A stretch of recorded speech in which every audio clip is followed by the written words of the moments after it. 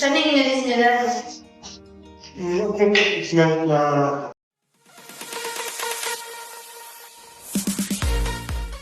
Magandang araw at welcome to my channel mga kakwentuhan.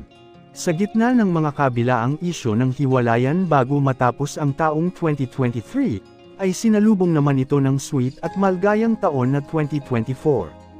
Magkasintahang Alger Abrenica at AJ Revol nagbahagi ng kanilang dinner date bonding na kapansin-pansing walang kakupas-kupas sa kanilang kaswitan, patunay pa rin na love is in the air.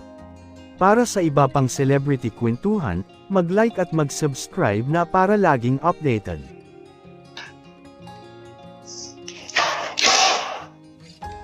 Siya na yung inalis niya na. Mainit ko nga.